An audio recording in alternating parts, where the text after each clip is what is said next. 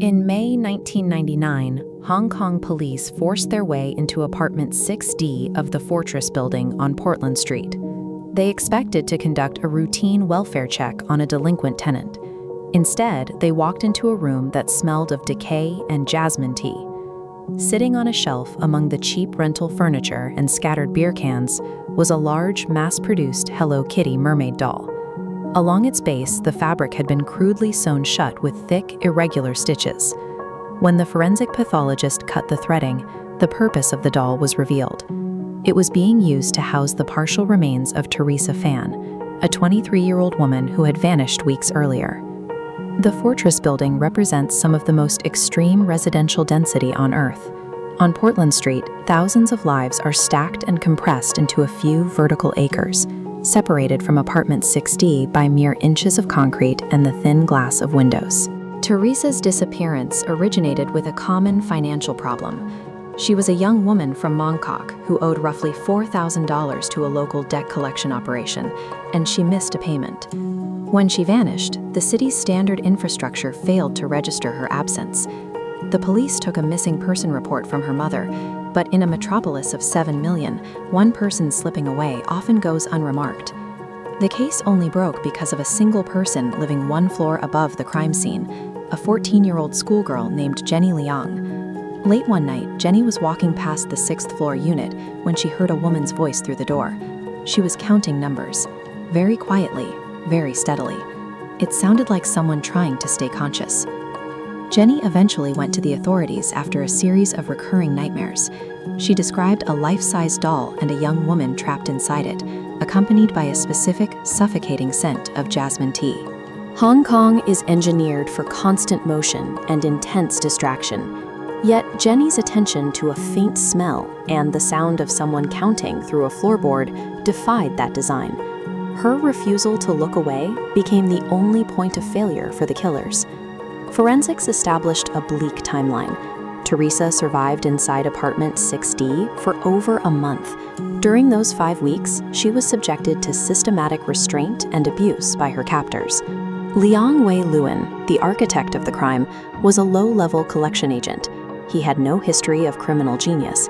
His face was utterly unremarkable, the kind of person you pass on a crowded street and forget instantly. He was aided by 2 associates, A Fong and Ah Kyung. They were directionless young men who participated in the violence simply by following Liang's instructions without question, fulfilling his demands with a quiet, automated cruelty. The selection of the mermaid doll added a layer of psychological dissonance. By utilizing a symbol of global commercial cheerfulness as a container, the 3 men treated the final act of violence like a mundane household task. Liang and his associates relied on a specific urban camouflage. Their operation functioned entirely within the predictable blind spots of a neighborhood where privacy is prioritized over the safety of strangers. To understand how they operated undetected for 5 weeks, we have to look past the physical room and into the immediate neighbors sharing the hallway. A journalist canvassing the building found that at least 12 separate neighbors distinctly heard the sounds of the victim's suffering over a month. They utilized various psychological rationalizations to ignore the noise. Some complained to the building manager.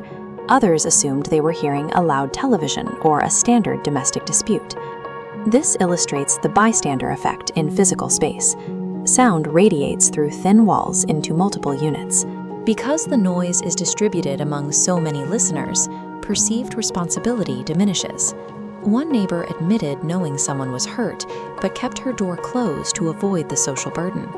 Extreme physical density often creates absolute psychological isolation. The pressure to mind one's own business is a primary urban survival mechanism. In this instance, it turned the building itself into a silent accomplice. Liang's arrest was strikingly unremarkable. He was located in a busy local tea house, quietly eating a bowl of congee among ordinary citizens. He showed no signs of stress. He believed he was safe in a city that had ignored him for weeks. When the details reached the media, it forced millions of residents to confront the exact type of proximity they are conditioned to ignore. The threshold for what the public could absorb had been breached. In court, Liang maintained a terrifyingly detached demeanor. When asked if he thought about the victim in the weeks after her death, he told the journalist he didn't need to. He found her lingering presence in the room restful. The case highlights a sharp contrast in character.